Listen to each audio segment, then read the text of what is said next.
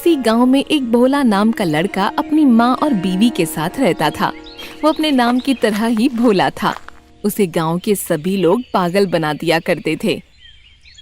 अरे देखो, बारिश का मौसम हो गया है। पिछली बार भी तुमने खेत में ज्यादा खेती नहीं की थी।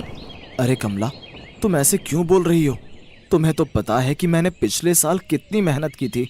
हाँ, मेहनत तो की थी, लेकिन दूसरों के खेतों में। अपने खेत में तो तुमने सही काम ही नहीं किया था।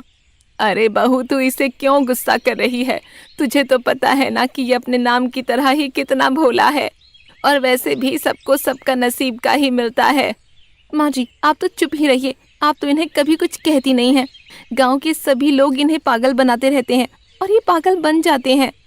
माँ, मैं क्या करूं? मुझसे किसी की तकलीफ देखी नहीं जाती है। हाँ, तो तुम दूसरों के चक्कर में अपना नुकसान कर लो, है ना? ठीक है, तुम गुस्सा मत करो। मैं अभी खेत में जाकर खेती करता हूँ। भोला खेती करने के लिए निकल जाता है। अरे भोला, जल्दी जल्दी चलकर खेती कर ले, नहीं तो कमला मेरा जीना हराम कर देगी।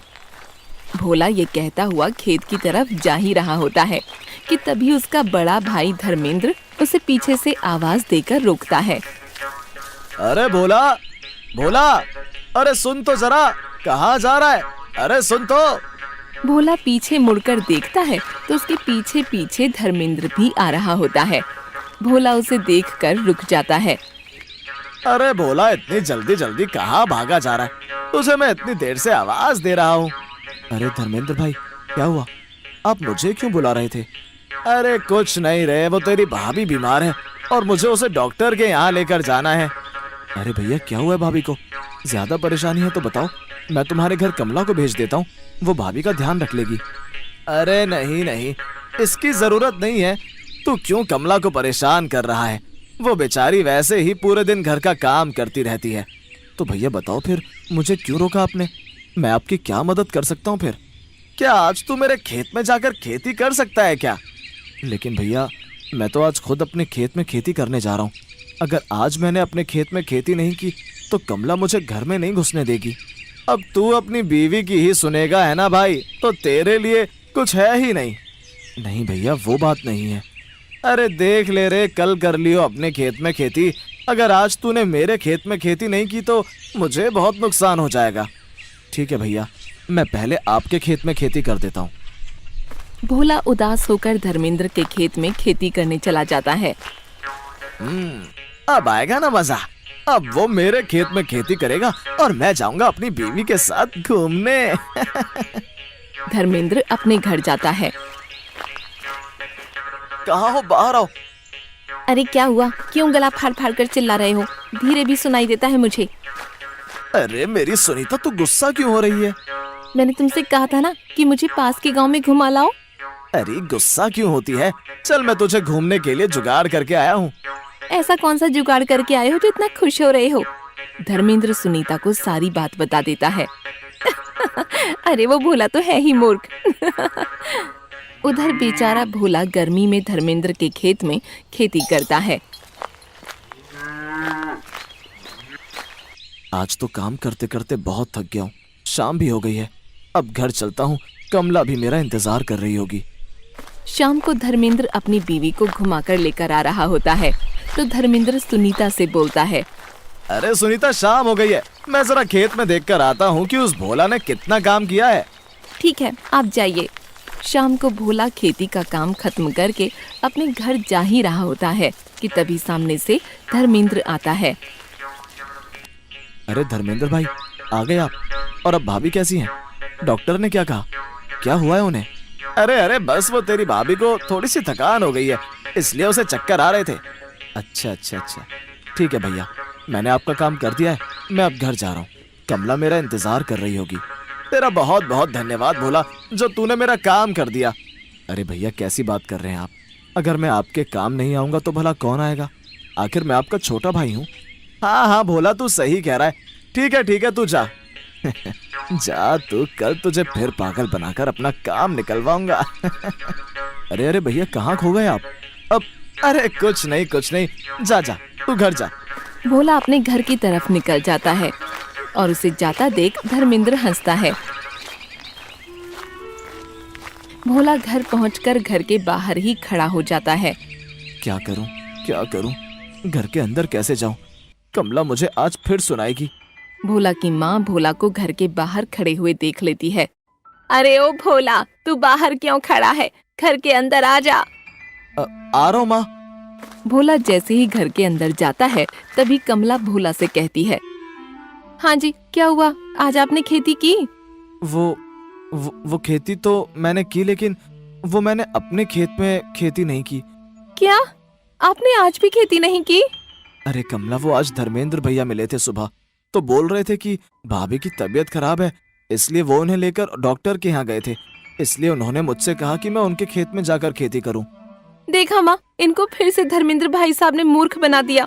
वो आज भाभी के साथ पास वाले गांव में घूमने गए थे। नहीं नहीं कमला, तुम्हें कोई गलत फहमी हुई है। भैया मुझसे झूठ क्यों बोलेंगे? अरे भोला, तुझे कितनी बार कहा है कि उस चालाक इंसान की बातों में मत आया कर। वो तेरे भोलेपन का फायदा उठाता है। लेकिन माँ, वो तो मेरे बड़े भाई हैं, वो मेरे साथ ऐसा क्यों करेंगे? बेटा, वो तेरा भाई है, लेकिन तुझ में और उसमें जमीन आसमान का फर्क है। वो बहुत शातिर इंसान है। कमला, तुम परेशान मत हो, मैं कल ही खेत में जाकर खेती करूंगा। हे भगवान, कैसे मूर्ख इंसान से मेरी शादी करवाई है। मेरे तो कर्म ही फूट गए। सुन लो, अगर इस बार अच्छी खेती नहीं हुई तो मैं इस घर को छोड़कर अपने पिताजी के घर चली जाऊंगी। माँ, मैं ऐसा क्यों हूँ? क्या कभी मैं अपने जीवन में कुछ अच्छा कर पाऊंगा? क्या मैं कभी तुम्हें और कमला को खुश रख पाऊंगा? बेटा भोला, तू परेशान मत हो। ये सब तो जीवन में चलता ही रहेगा।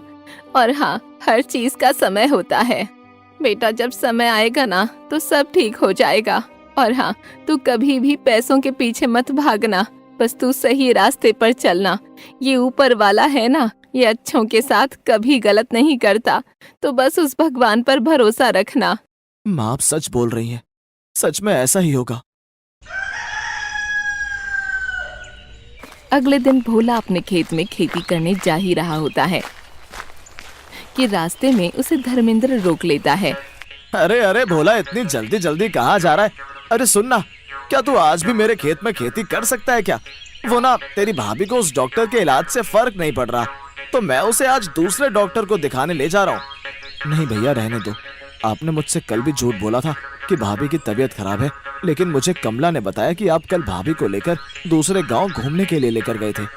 अरे नहीं नहीं रे पागल, भोला, तेरी बीवी झूठ बोल रही है। तेरी भाभी की सच में तबीयत खराब है। अब तू अपने बड़े भाई पर शक करेगा? हाँ नहीं भैया, वो बात नहीं है।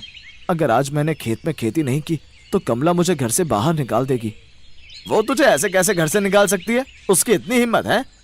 नहीं भैया, वो अकेली नहीं है, माँ भी उसी के साथ है। और उसने मुझे साफ साफ बोल दिया है कि अगर इस बार खेतों में अच्छी फसल नहीं हुई तो वो मुझे छोड़कर अपने पिताजी के घर चली जाएगी। अरे रे माँ भी उसके साथ है क्या? यार, जा तू जाकर अपने खेत में खेती कर। भोला वहाँ से खेती करने अपने खेत में चला जाता है। अरे रे, मेरा तो पूरी योजना ही खराब हो गई। अब मुझे खुद ही खेत में जाकर काम करना पड़ेगा। ऐसा कहकर धर्मेंद्र वहाँ से चला जाता है।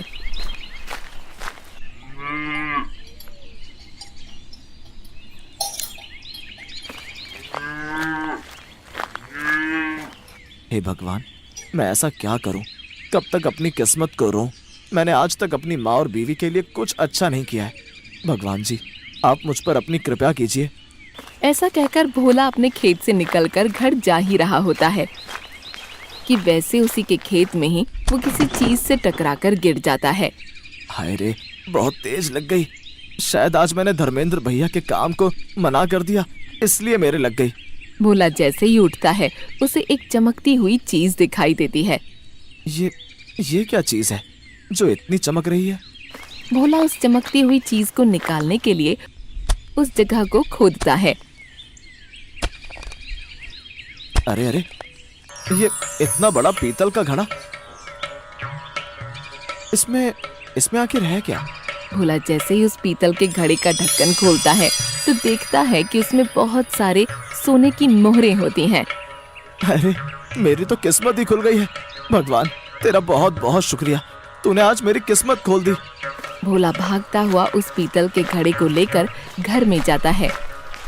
क्या हुआ, तुम आज फिर से जल्दी आ गए? अरे अरे कमला, देखो, इसे देखो, मेरे हाथ में ये क्या है? अरे बेटा, तू ये क्या लेकर आ गया?